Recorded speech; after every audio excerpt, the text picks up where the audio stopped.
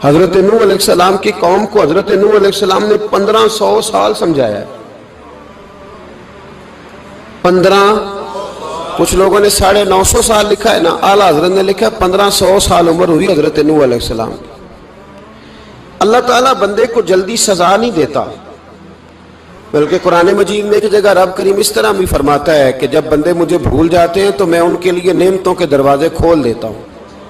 بندہ سمجھتا ہے کہ میں کچھ تو ہے نا کہ میرے اندر کہ میں جدھر جاتا ہوں خیر ہی خیر ہو جاتی ہے. وہ سمجھتا ہے کہ میری عقل ہے، حالانکہ اللہ اسے ڈھیل دیتا ہے. اللہ اسے ڈھیل دیتا ہے. گناہوں کی سزا کے 3 طریقے ہیں.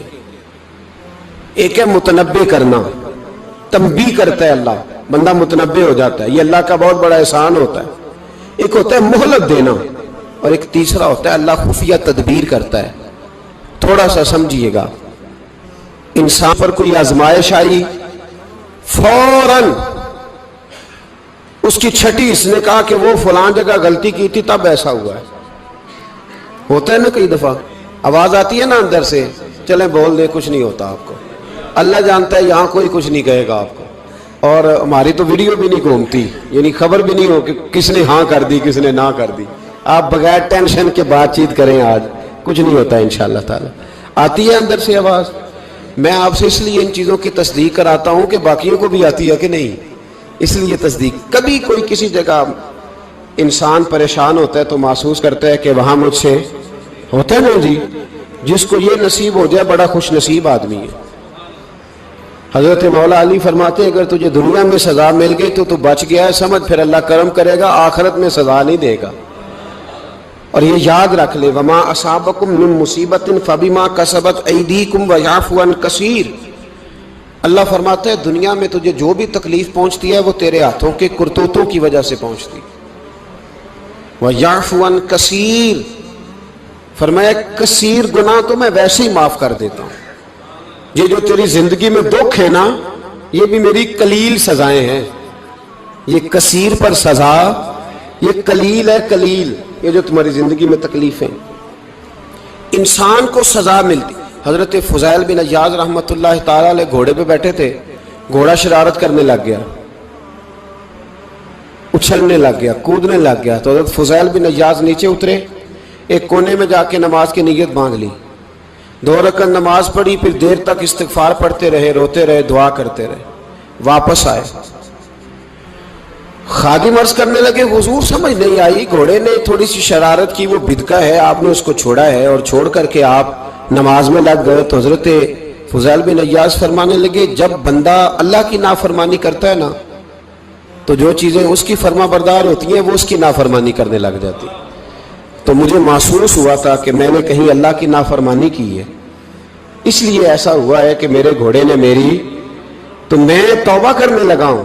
اور اب دیکھتا ہوں بیٹھ کے بھلا کیا ہوتا ہے. میں نے سچی توبہ، حالانکہ مجھے یاد نہیں کہ میں کہاں بولا، پر کھری اور سچی توبہ کی.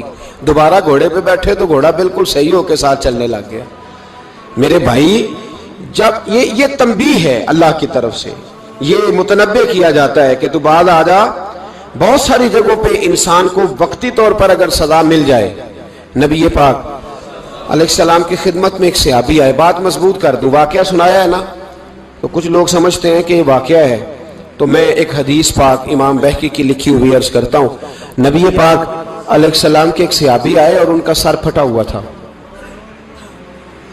خون بہ رہا تھا. سرکار نے فرمایا کیا ہوا؟ عرض کی حضور ایک عورت جا رہی تھی، میری نظر پڑی، ابھی نظر پڑی ہے کہ میرے آگے ستون آ گیا تو میرے سر پہ لگ گیا. نبی پاک صلی اللہ علیہ وسلم نے فرمایا تیرے لیے خوشخبری ہے، اگر دنیا میں تیری غلطی کی تجھے سزا ملی ہے تو پھر رب تجھے قیامت میں سزا نہیں دے گا. پھر اللہ قیامت میں سزا، بعض گناہ ایسے ہیں جن کی یہاں بھی سزا ملے گی اور وہاں بھی ملے، لیکن میرے بھائی پہلی بات یہ ہے کہ اللہ تعالیٰ اس غلطی کی یہی سزا دے لے اور دعا فرمائے اللہ تبارک و تعالیٰ یہاں بھی معافی عطا فرمائے وہاں بھی معافی عطا فرمائے، اللہ درگزر ہی فرمائے.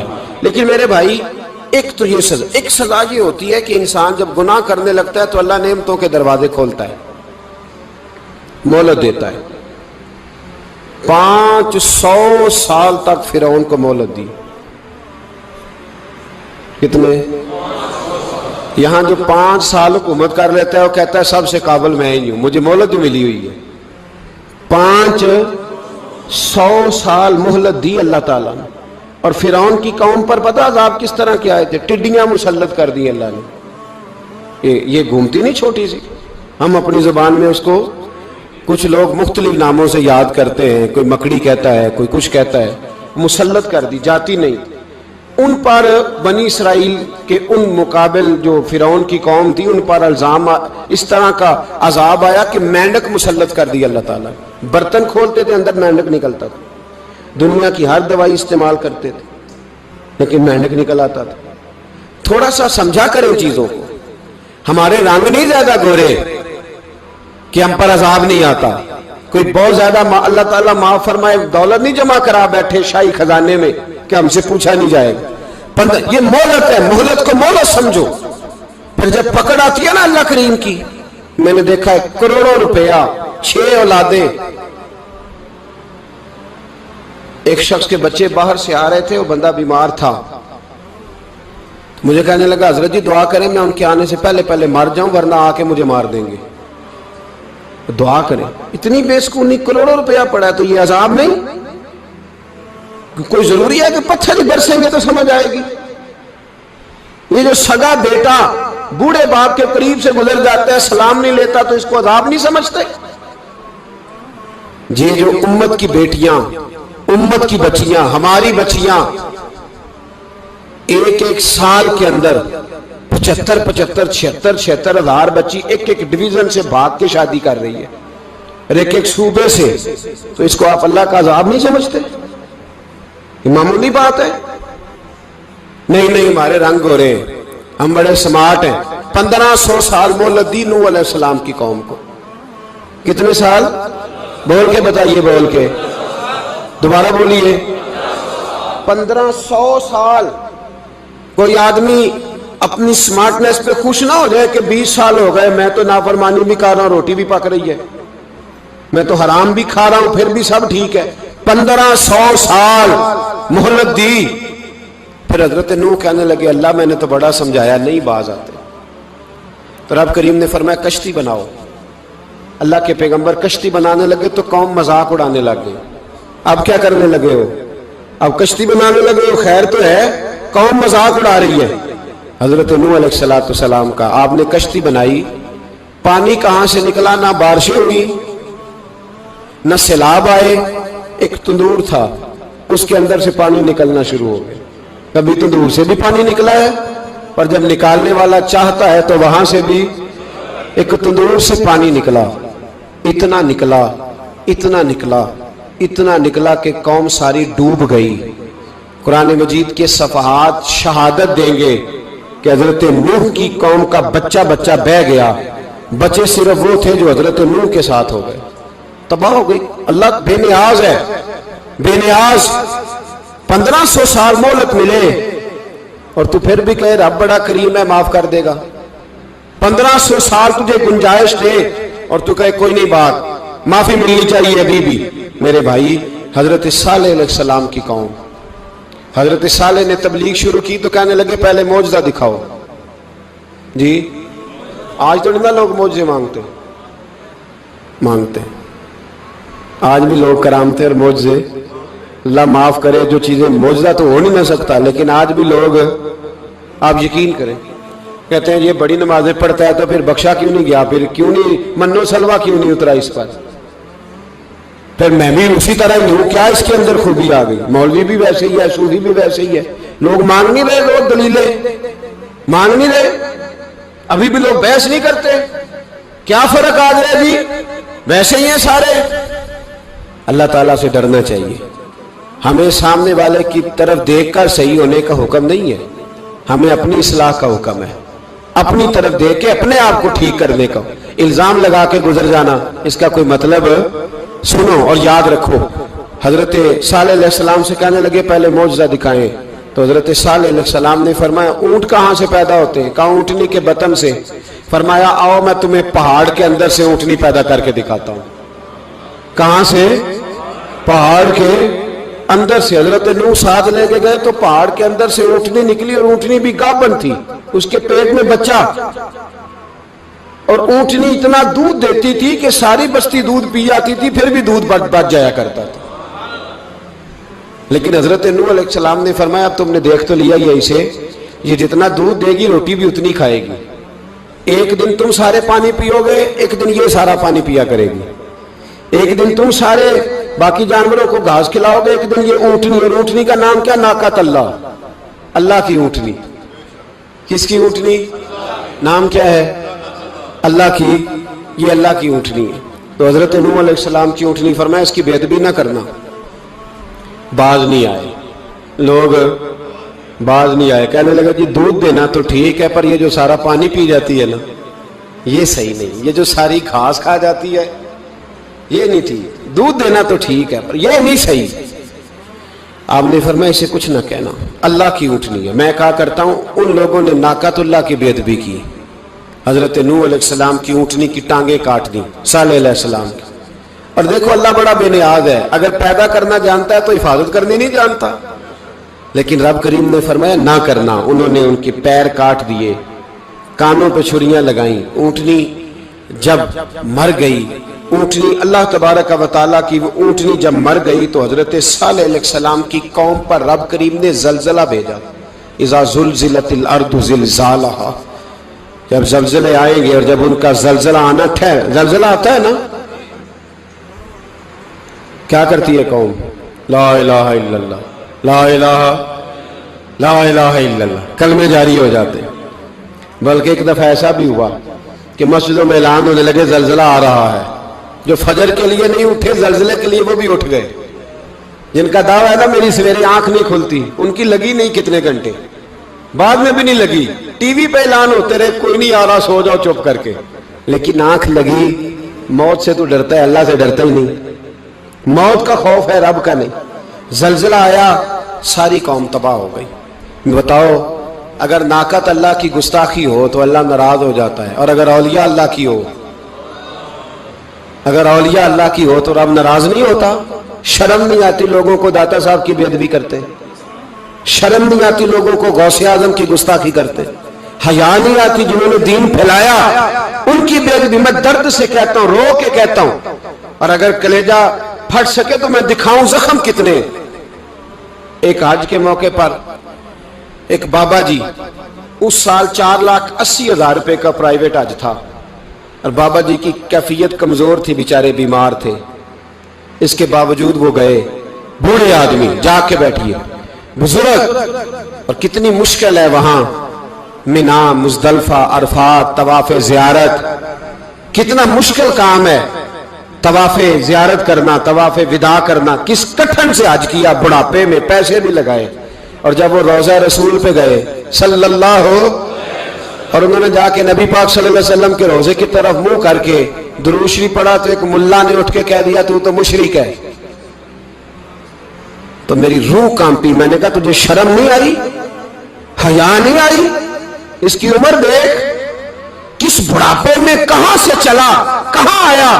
یہ مشرک ہوتا تو کسی مندر میں جاتا، یہ مشرک ہوتا تو کسی گرجے میں جاتا، یہ مشرک نہیں، یہ مومن ہے۔ اور یہ وہ والا مومن ہے جس کے سینے میں دل جب دھڑکتا ہے تو خالی دھڑکتا نہیں، ساتھ وہ محمد عربی پہ درود و سلام بھی پڑھتا ہے۔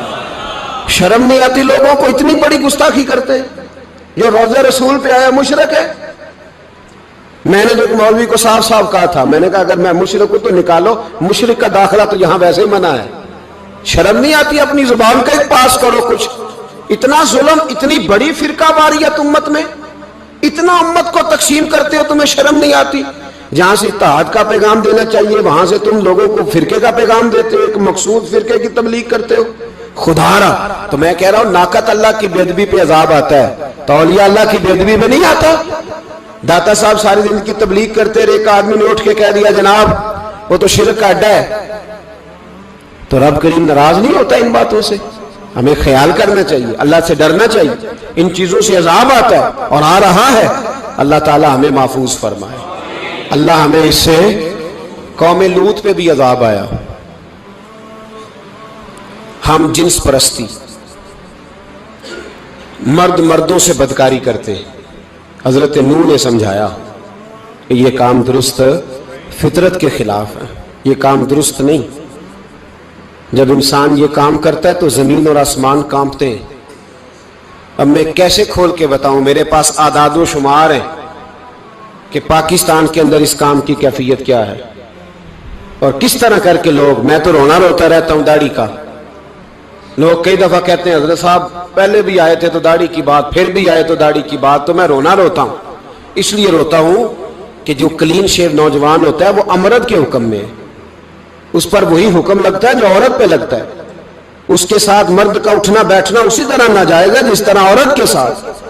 حضرت جنید بغدادی رحمت اللہ تعالی علیہ کے سامنے ایک شخص نے کہا وہ کتنا خوبصورت نوجوان جا رہا ہے، تو آپ فرمانے لگے تو حافظ قرآن نہیں؟ کہا ہاں۔ فرمانے لگے جا اپنے حفظ کی خیر منا۔ وہ شخص کہتا ہے میں نے اس بغیر داڑھی والے کلین شیو نوجوان کو بری نظر سے دیکھا، مجھے قرآن پاک ہی بھول گیا، سارا قرآن پاک بھول۔ اور کتنے سال میں دعائیں کرتا رہا، بیت اللہ کے طواف کرتا رہا، میں یاد بھی کرتا تو نہیں ہوتا۔ کیسے اب تو ہمارا نعت کہاں بیوٹی پارلر سے ہو کے آتا ہے، ہم کسی اور کو کیا پیغام دیں؟ وہ پیغام، وہ نظام، وہ طریقہ کار جس کا حکم تھا شریعت میں، قوم لوط پر عذاب آیا۔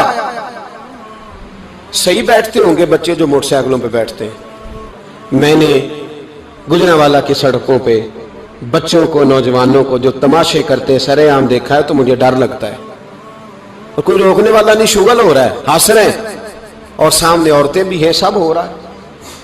کتنی تکلیف کی بات۔ حضرت نوح کی قوم یہ کام کرتی تھی، قرآن پاک نے بیان کیا ہے۔ حضرت نوح نے سمجھایا، فرمایا رب کریم نے تمہیں اپنی خواہش پوری کرنے کے لیے جائز طریقہ عطا فرمایا، عورتوں سے نکاح کرو، اور اس نکاح کی برکت سے جو اللہ تمہیں اولاد دے گا اس کو اللہ تبارک و تعالیٰ تمہارے لیے باعث بخشش بھی فرمائے گا۔ لیکن جب قوم نہ مانی تو جو قوم میں لوط کا عمل کرے اس کا علاج قرآن نے بیان فرمایا کہ آسمان سے پتھر برسیں گے، پھر پتھر برسے، اور جن کے بڑے بڑے اچھے دماغ تھے ان کے دماغ چکنا چور کر دیے گئے، تباہ کر دیے گئے، ان کے دماغ زمین پر بچھاڑ دیا گیا۔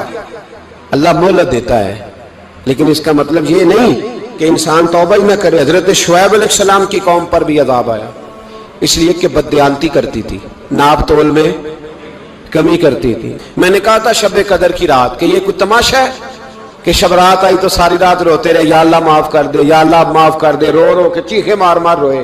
شب قدر آئی تو پھر چیخے ماری، ساری رات روئے۔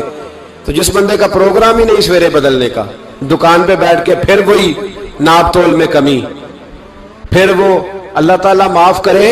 میں ایک مضمون پڑھ رہا تھا تو وہ فوڈ کے اسپیشل لوگ تمہیں لکھا تھا مہربانی کرو ملاوٹ ہی اچھی چیز کی کر لو، مرچ میں کیری تو نہ ملاؤ اینٹوں کی، وہ تو بیمار کرتی ہے، وہ تو خون کی آنتوں کو روک دیتی ہے۔ وہ کہنے لگا، اور وہ کہتا میں تمہیں بتاتا ہوں کون کون سی چیز ملائی جا سکتی ہے، وہ ملا لو۔ خدا را اس قوم پہ رحم کرو، مہربانی۔ ایک دوست ہے ہمارے، میں وزیر آباد میں ان کے گھر بیٹھا تھا تو ایک میڈیکل، میرا کسی شخص پہ اعتراض کرنے کا میں مجموعی بات کرتا ہوں۔ میں ایسے ڈاکٹروں کو جانتا ہوں جو اللہ تعالیٰ فضل کرے سچ مچ کے نیک ہیں، اچھے لوگ۔ تو بچے کا میڈیکل سٹور ہے، تو والد بیمار ہو گیا، تو وہ کہتا ہے ابا جی ڈاکٹر صاحب نے کہا آپ کو ڈرپ لگنی ہے، تو سگے باپ کو ڈرپ لگانے لگا تو باپ کیا کہتا ہے پتر تیری مہربانی مینوں کوئی اصلی لائی، وہ نہ لائی جڑی لوکاں نوں لانا ہے۔ اب وہ پیار سے سنا رہا ہے بات۔ میں نے اسے کہا کہ یہ تو ڈوب مرنے کا مقام ہے نا، ڈوب مرنے کا مقام، کہ جس ملک کے اندر دوائی بھی صحیح نہ بکے، اصلی نہ ملے دوائی بھی، اور پھر وہ قوم کہے کہ ہم نے تو پورے روزے رکھے، ہم نے تو بڑا صدقہ اور خیرات کیا، دوائی بھی اثر نہ ملے۔ جناب شعیب علیہ السلام کی قوم ناپ تول میں کمی کرتی تھی، تو اللہ تبارک و تعالیٰ نے ان پر بتا عذاب کس طرح کا بھیجا، شدید گرمی ہوئی۔ اللہ ہمیں محفوظ فرمائے، سارے آمین کہہ دیا۔ دیکھیں کتنا اچھا موسم کر دیا رب کریم، اللہ ہمیں محفوظ فرمائے، اللہ رحمت فرمائے۔ شدید گرمی کی لہر آئی، باہر اتنی گرمی ہوئی کہ لوگ اپنے گھروں میں گھس گئے۔ جس طرح سورج کی شعائیں گھروں کے اندر داخل ہو جاتی ہے، اس طرح گرمی کی لہر اندر داخل ہوئی، اور جس طرح کسی کو آگ لگ جائے تو وہ آدمی اچھلتا کودتا ہے نا، اس طرح یہ لوگ اچھلنے لگے اور اچھل کود کے مر گئے. جرم کیا تھا؟ ناپ تول میں کمی کرتے. حضرت داؤد کی قوم بھی تباہ ہوئی. جرم کیا تھا؟ ہفتے والے دن مچھلیاں نہیں پکڑنی تو یہ پکڑتے تھے. حکم ہے نا مسلمان کو نماز کے ٹائم کوئی اور کام نہیں کرنا، نماز پڑھنی ہے. میرا خیال ہے مسلمان تو فٹافٹ آ جاتے ہیں، سارے ہی پہنچ جاتے ہیں نا مسجدوں میں. ہلکا ہلکا بول رہے ہیں آپ، کیوں نہیں پہنچتے؟ اگر حضرت سیدنا، اور پتہ انہیں سزا کیا ملی؟ اللہ نے فرمایا اس ٹائم عبادت کرنے میں کام نہیں کرنا، وقت نہیں ہے کام کا. انہوں نے مچھلیاں پکڑی، 12,000 لوگ تھے. پتہ ہے مالک نے سزا کیا دی؟ بندر بنا دیا. اللہ کریم قرآن مجید کا پہلا سپارہ پڑھے، فَجَعَلْنَاهَا نَكَالًا لِمَا بَيْنَ يَدَيْهَا وَمَا خَلْفَهَا. اللہ فرماتے ہیں پچھلوں کے لیے بھی عبرت بنا دیا، بعد والوں کے لیے بھی عبرت، نشان عبرت بنا دیا. بندر بن گئے. اور جو ان کے دوست جو بچ گئے تھے ان کے پیر چومتے تھے، روتے تھے. 3 دن بندر بن کے زندہ رہے.